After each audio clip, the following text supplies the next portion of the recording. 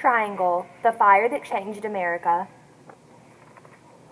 The fire that changed America occurred on March 25, 1911, when the Triangle Shirtwaist Factory caught on fire in New York City.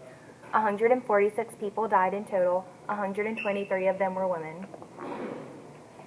Max Blank and Isaac Harris, known as the Shirtwaist Kings, were the owners of the Triangle Shirtwaist Factory. The partners owned many other factories in addition to the Triangle. Both men lived lavish lifestyles and had big families. Part of the reason the fire happened was because Blank and Harris focused their interests on profit and production rather than their workers and safety.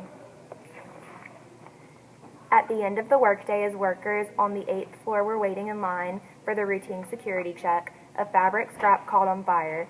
This scrap bins had not been emptied for a long period of time, and over a ton of fabric scraps were left under the garment tables.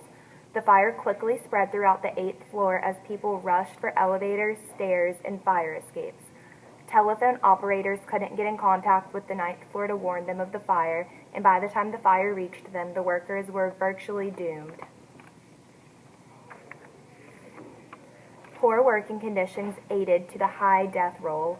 Fire escapes were in bad condition and offered no way to get from the ladders to the safety of the streets.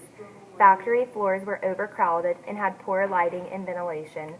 Doors leading to the staircases were found to be unlocked during business hours and prevented workers from evacuating the burning factory. Victims that didn't want to be burned alive in the factory resorted to jumping from the windows and fire escapes. Evidence proved that one or more of the doors leading to the staircase were locked during the fire. The law stated that factory doors must remain unlocked during business hours.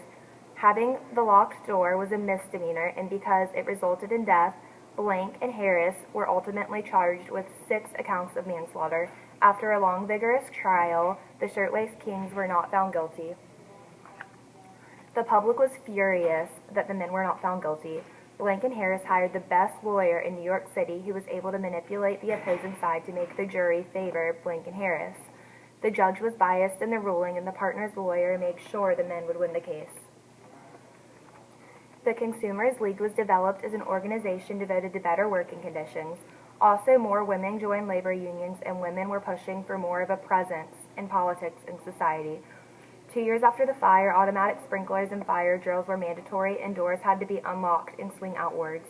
The State Department of Labor was recognized to enforce new fire safety laws. 14 months after the fire, Max Blank was in the newspaper after his limousine hit 2 children.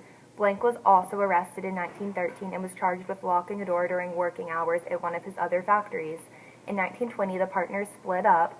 Max Blank pursued his career with Normandy Waste, while Isaac Harris became an independent tailor.